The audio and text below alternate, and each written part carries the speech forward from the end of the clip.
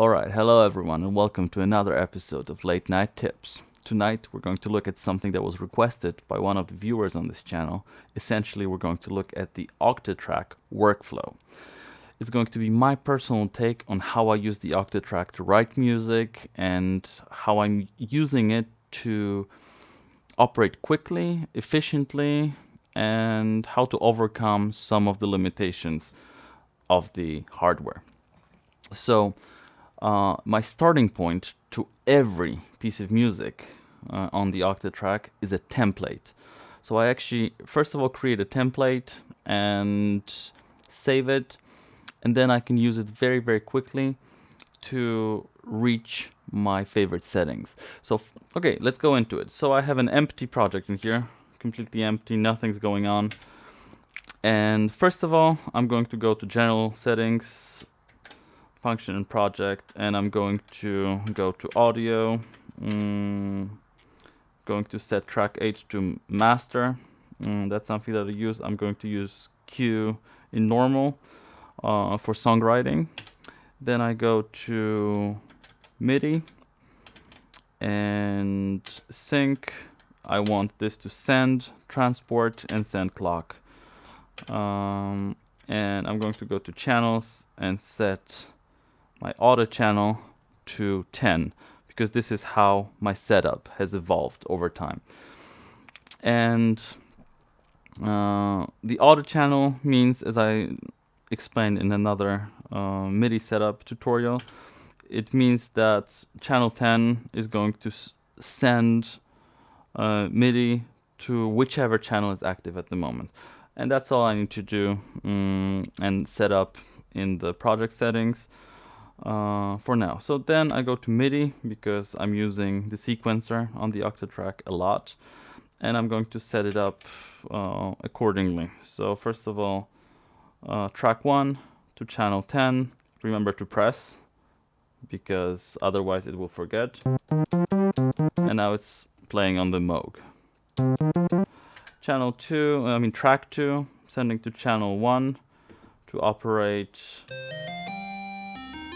the MS-20.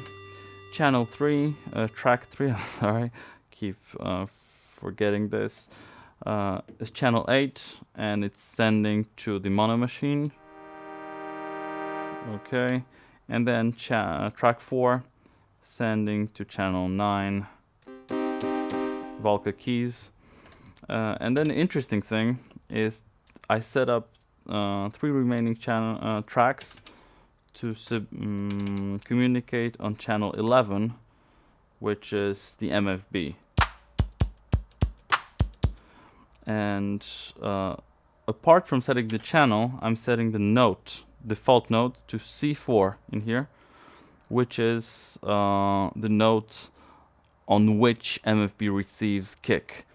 And if I set up in here, then every note I put in the sequencer is going to be a C4. So this makes it easy for me to put a simple beat in. And then I can obviously, using parameter locks, I can put hi-hats. So C4. Then I just copy this channel and I paste it here and here to track 6 and 7. And I change the note maybe to a hi-hat in here, which is going to be F-sharp 4. Just a second. Yes. And in here to D4 maybe for snare.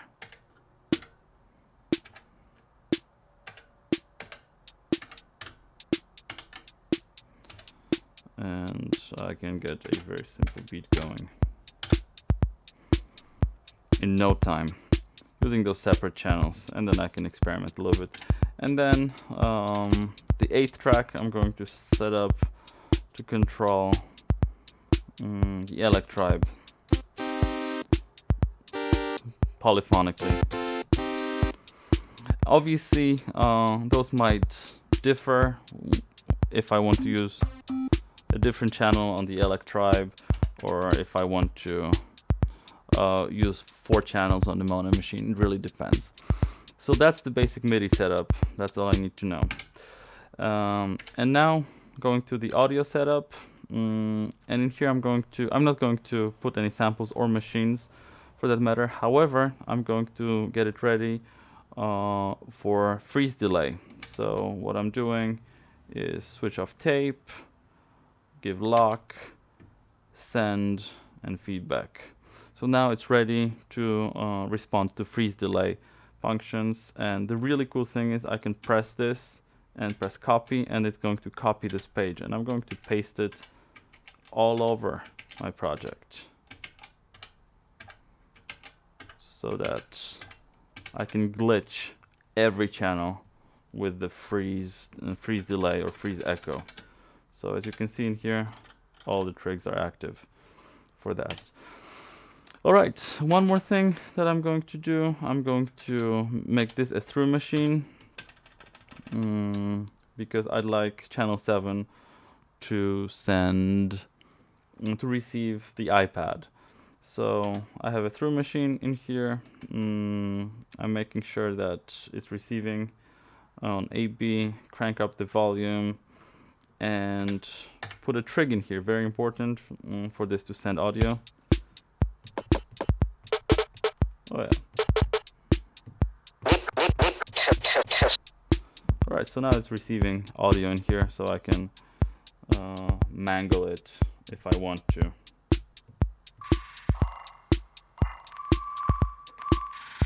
And I can process if I want to.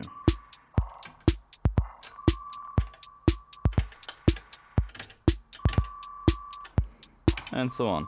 So that's the basic setup that I have for the Octatrack to work as a template, and that's my starting point for further song development.